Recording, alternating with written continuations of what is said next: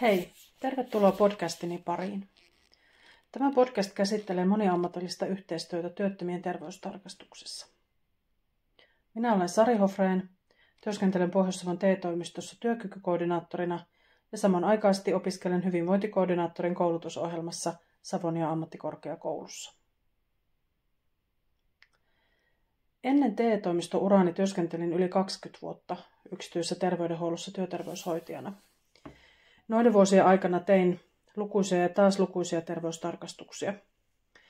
Terveystarkastukset ovat työterveyshuollon perustyötä ja niitähän tehdään kaikissa työuran vaiheissa. On alkutarkastuksia ja työhöntulotarkastuksia, on ikäryhmätarkastuksia ja määräaikaistarkastuksia ja työuran loppuvaiheessa eläkkeelle jäädessä voidaan tehdä vielä terveystarkastus. Tarkastus voidaan tehdä ikäryhmittäin, altisteperusteisesti tai tarkastetaan kerralla koko tiimi tai työyhteisö. Vaihtoehtoja terveystarkastukselle on siis monia ja tarkastusperusteet ratkaistaan aina työterveyshuollon toimintasuunnitelmaa laadittaessa. Terveystarkastuksesta saadaan dataa, josta voidaan tehdä johtopäätöksiä työpaikan työhyvinvoinnin ja työkyvyn tilanteesta työpaikan kokonaistasolla. Ja toki aina myös kootaan yksilötason huomiot ja niistä keskustellaan terveystarkastettavan kanssa. Terveystarkastuksella on siis suuri kansanterveydellinen merkitys. Etenevät sairaudet saadaan kiinni aikaisemmassa vaiheessa ja niihin päästään puuttumaan. Ennaltaehkäisevää työtä, elämäntapaohjausta ja motivointia muutokseen tehdään jokaisessa tarkastuksessa. Terveystarkastuksessa tarjoutuu tarkastettavalle hetki aikaa pohtia omaa hyvinvointia ja siihen vaikuttavia tekijöitä ihan rauhassa. Ajalla, jota ei muutoin kenties ruuhkavuosien keskellä tulisi ottaneeksi ja asian äärellä rauhoittuneeksi. Työelämässä olevat henkilöt ovat siis pääsääntöisesti hyvässä seurannassa terveydentilansa ja työhyvinvointinsa suhteen. Mutta entä sitten, kun sitä työtä ei ole? Mitä sitten tapahtuu? Ei ole työterveyshuoltoa, ei työterveyslääkäriä, ei oma työterveyshoitajaa, työfysioterapeutti puuttuu, ei löydy psykologia, ei ole psykologia käytettävissä. Työelämän ulkopuolella oleville henkilöille tilanne on aivan erilainen kuin työelämässä mukana oleville. Ja palvelut joutuu aina etsimään ja organisoimaan itse. Työterveyshuollon palveluthan tulee työnantajan puolelta valmiiksi annettuna. Ei siis suotta puhuta siitä, että työterveyshuollon piirissä olevat henkilöt ovat terveydenhuollon suhteen erityisasemassa. Työttömällä henkilöllä on kuitenkin oikeus päästä terveystarkastukseen. Terveydenhuoltolaissa todetaan hyvinvointialueen olevan vastuullinen järjestämään terveystarkastuspalvelut kuntalaisille. Se, kuinka nämä palvelut hyvinvointialueella organisoidaan, vaihtelee kovastikin. Joillakin paikkakunnilla työttömien terveystarkastuksiin on perehtynyt tiimi. Joillakin paikkakunnilla terveystarkastukset tekee oman toimen ohella otona vastaanoton sairaanhoitaja tai neuvolan terveydenhoitaja. Ei tämäkään huono systeemi ole, mutta onhan se niin, että perehtyneisyyttä työttömien erityistarpeisiin ei voi samalla tavalla olla, ellei työhön saa keskittyä kokonaisvaltaisesti. Hyvin toimiva esimerkki työttömien terveystarkastuksesta löytyy varsin läheltä, Pohjois-Karjalasta. Siun Sotella työttömien terveystarkastuksia varten on koottu terveydenhoitajista tiimi ja heillä on mahdollisuus konsultoida kuntoutuksen erikoislääkäriä ja tarvittaessa ohjata myös asiakkaat lääkärin käynnille tarkastuksen jälkeen tälle samalle lääkärille. Pohjois-Savossa on nyt viime vuosina toteutettu RRP eli Suomen kestävän kasvun ohjelman hankkeita ja osahankkeena on ollut tällainen työkyvyn tiimin testaus. Ja tämä projekti on päättymässä tässä ihan näinä aikoina, tässä ennen joulua 2024, ja tästä hankkeesta on saatu erinomaisia tuloksia. Moniammatillisen tiimin käsien kautta asiakas on ohjautunut terveydenhoitajan ja lääkärin tarkastukseen, ja jatkopolkujakin päästään sitten miettimään yhdessä, kun se terveystarkastus on tehty. Tämän työkyvyn tiimin toimintamallin tavoitteena on ollut, että asiakkaat ohjautuu oikea-aikaisesti ja heidän tarpeisiinsa perustuviin työkyvyn tuen palveluihin. Eli oikea-aikaisuus ja tarpeet tarpeisiin perustuva palvelutarjonta. Tavoitteena on työkyvyn tuen tarpeen varhainen tunnistaminen ja työkyvyttömyyden pitkittymisen ehkäiseminen. No, onnistuakseen tietysti tavoitteet on hirmu hyvät, mutta onnistuakseen työkyvyn tiimikään ei pysty taikoihin, eli asiakkaan oma motivaatio on äärettömän ratkaisevassa roolissa. Kuten sanoin, niin tästä hankkeesta, tästä kokeilusta on saatu oikein hyviä tuloksia ja toivonkin, että tämä työmenetelmä juurtuu Pohjois-Savon hyvinvointialueelle. Tätä tarvitaan todellakin. Miksi on tärkeää, että työttömille varataan mahdollisuus terveystarkastukseen? Mitä lisäarvoa siinä on? Vuonna 2018 STM, eli sosiaali- ja terveysministeriö, pyysi Tuija Oivolta ja Raija Kerettäreltä selvitystyötä osatyökykyisten reiteistä työllisyyteen. Tässä selvityksessä käsitellään työttömyyttä elämäntilanteena myös laajemmin ja tehdään havaintoja työttömyyden erityispiirteistä.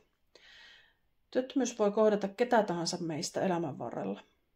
Joskus se voi olla toivottu hengähdystauko kiireisestä urasta, kunnes taas hypätään uuteen tehtävään. Vähän sellainen välivaihe, että vedetään happea ja levätään ja sitten jatketaan taas. Mutta hyvin usein se voi olla myös pelottava ja elämänpohjaa järkyttävä tilanne, joka saattaa horjuttaa koko perheen taloutta. Työttömyydellä on myös terveydellisiä vaikutuksia ja tutkimuksessa onkin todettu, että työttömien henkilöiden kuolleisuus on korkeammalla tasolla kuin työelämässä olevien. Toki alkoholi ja siihen liittyvät sairaudet sekä tapaturmat näyttelee huomattavaa osaa kuolinsyissä. Mutta myös perussairaudet ja niiden hoitamisen haasteet tulee vastaan hyvin usein työttömyyden mukana. Rahat taloudessa voi olla niin tiukalla, että täytyy miettiä, että ostetaanko perheelle ruokaa vai käydäänkö apteekissa. Luonnollisesti ruokakauppa vetää yleensä pidemmän korren. Myös liikunnan hyödyt tunnistetaan niin työssäkäyvien terveyden tukena kuin työelämän ulkopuolella olevienkin toimintakyvyn tukena. Vuonna 2017 The Lancetissa julkaistussa artikkelissa todetaan, että pienikin liike päivässä vie terveyttä ja toimintakykyä eteenpäin. Ei ole siis merkitystä sillä, kuinka liikut, kunhan liikut. Työttömän henkilön elämässä hyvin usein masennus on jatkuva seuralainen. Kun putoaa pois työyhteisöstä, palkkatuloa ei ole, ei lähdetä noin vain salille eikä uimaan ja lenkille lähtökin voi olla suuren työn takana. Meistä jokainen tietää, että pieni lenkki illassa piristää, mutta mielen ollessa muutonkin matala ja huolten puristellessa mieltä ei ensimmäisenä ole mielessä räntäsateinen lenkkeily. Tätä taustaa vasten on helppo ajatella, kuinka tärkeitä terveystarkastukset työelämässä sivussa oleville henkilöille oikeasti ovat ja kuinka suuri merkitys moniammatillisella yhteistyöllä niihin valmistautumisessa on. Mitä tarkastuksessa tapahtuu? STM eli sosiaali- ja terveysministeriö on antanut ohjeet työttömien terveystarkastuksen toteuttamiseen. Ohjeet ovat selkeät ja helppotajuiset ja myös niissä kannustetaan monialaiseen ja moniammatilliseen työhön asianmukaisen tiedon saamiseksi kokoon. Ohjeessa todetaan myös, että asiakkaan ympärille ei koota satunnaista sakkia, vaan moniammatillinen joukko kootaan vain ja ainoastaan asiakkaan tarpeen mukaan. Terveydenhoitaja tai työkykykoordinaattori on tässä paras koolle kutsuja ja kokoaja, ja asiakkaan kanssa yhdessä sovitaan, ketä tiimiin tarvitaan. Terveystarkastuksessa hoitaja kartoittaa asiakkaan nykytilannetta, tekee vastaanotolla mahdollisia mittauksia, selvitetään hammasterveyttä, näköä ja kuuloa tarkastellaan ja arvioidaan lääkärin tarkastuksen tarve. Terveystarkastuksen asiakas voi ohjautua joko palveluohjauksen kautta tai varata ajan itse, jomminkummin. TE-toimisto, TYP-työ eli työllistymistä edistävä monialainen yhteispalvelu, TYP on muuten jatkossa sitten TYM, sosiaalipalvelut, kunnan työllisyyspalvelut, terveydenhuolto tai mielenterveys- ja päihdepalvelut voivat tarvittaessa ohjata asiakkaan terveystarkastukseen. Jos asiakas on siellä TYP, tulevaisuudessa TYM, asiakkuudessa, sieltä saadaan koostetta myös Kela- ja sosiaalipalveluiden yhteisistä tiedoista, joista on myös paljon apua hahmotettaessa asiakkaan kokonaistilannetta. Hoitajakäynti on aina asiakkaalle maksuton, eli hoitajan terveystarkastus on aina asiakkaalle maksuton, mutta lääkärin käynti ja tarvittavat lausunnot ovat maksullisia. Lausuntojen maksullisuus tuli voimaan vuonna 2024, ja tämä myös johtaa ajatusta siihen, että lääkärin käynnin valmistelutyöt on tehtävä huolellisesti, ettei asiakas maksa suotta kevyesti kirjoitetusta lausunnosta, vaan lääkärillä on kaikki mahdollisuudet tehdä oma työnsä kerralla kyllin hyvin. Jos asiakas ohjautuu tarkastukseen lähetteellä, hänen luvallaan voidaan yhdessä koota lähetetietoa sekä hoitajaa että lääkäriä varten. Hoitajan on helpompi lähteä tekemään omaa osuuttaan, kun käytettävissä on esimerkiksi työhistoria ja opiskelutiedot tai muita huomioita TE-palveluista.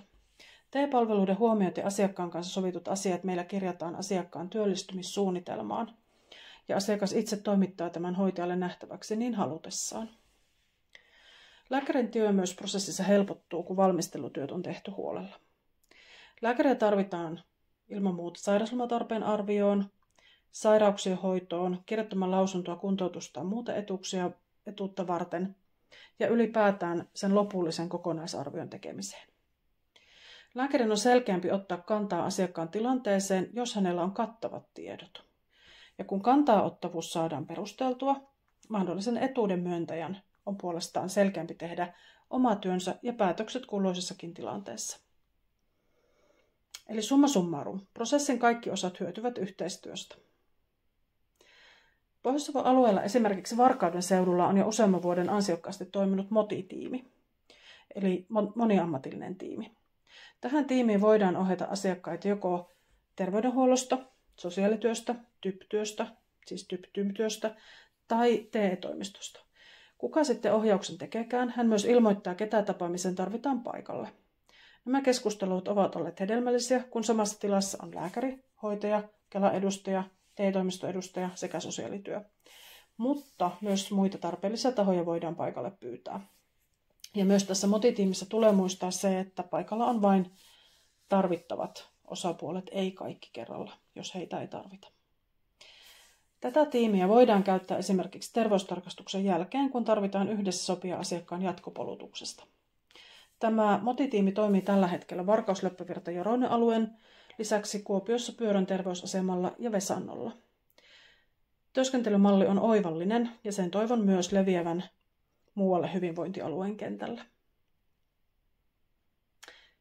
Mitä me hyödytään moniammatillisuudesta? Toki tuossa jo jotakin mainitsinkin liittyen tuohon terveystarkastukseen, mutta mitä yleisellä tasolla moniammatillisuudesta hyödytään?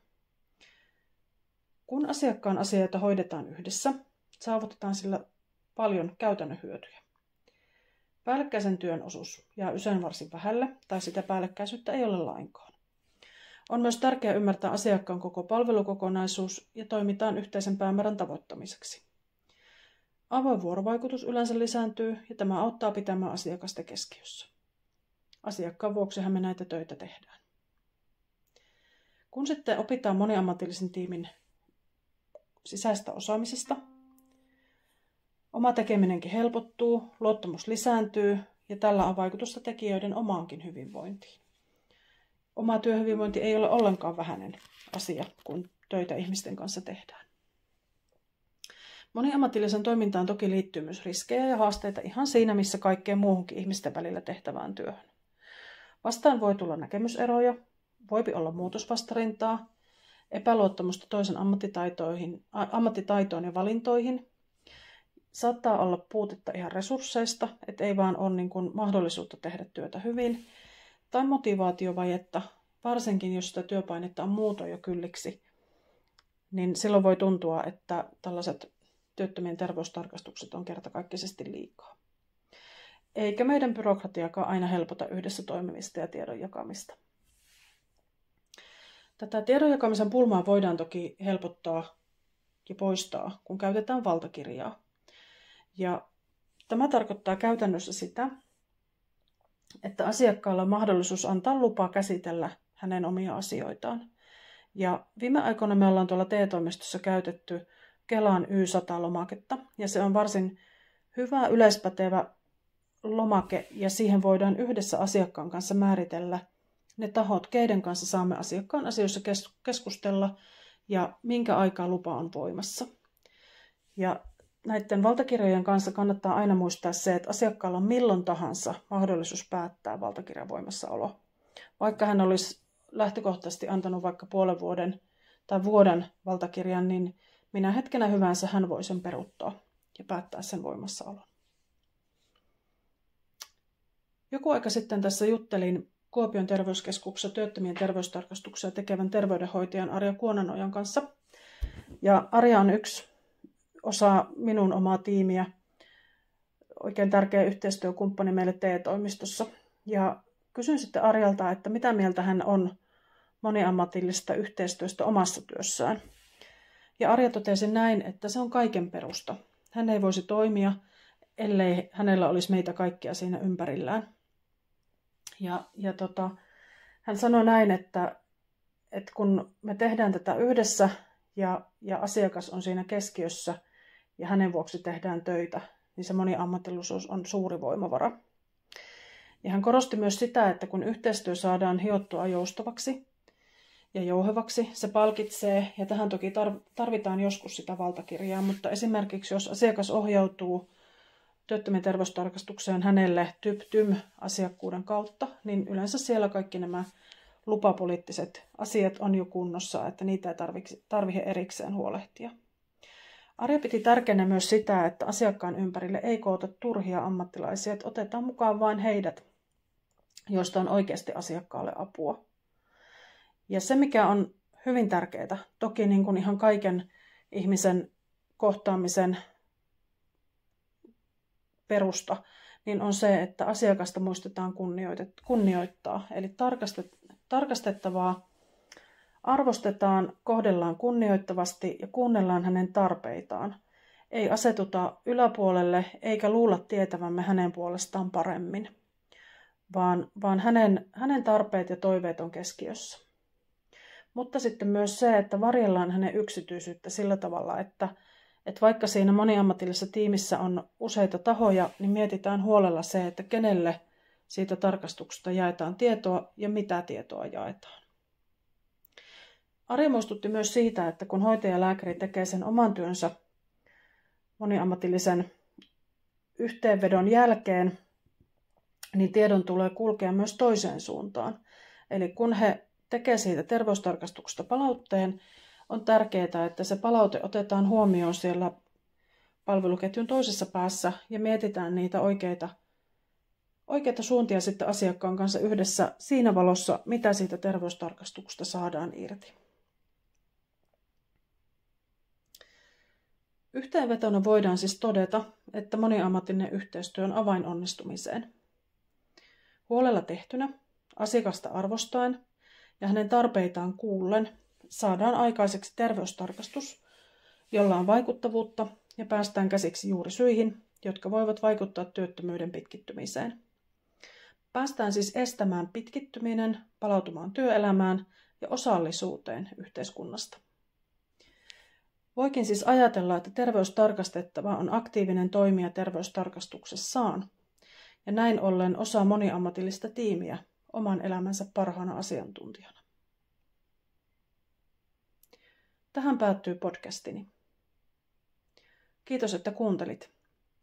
Jos sinulla on mielessä kehitysehdotuksia työttömien terveystarkastuksen kehittämiseen, otan niitä mielelläni vastaan ja vien ne omissa verkostoissani eteenpäin.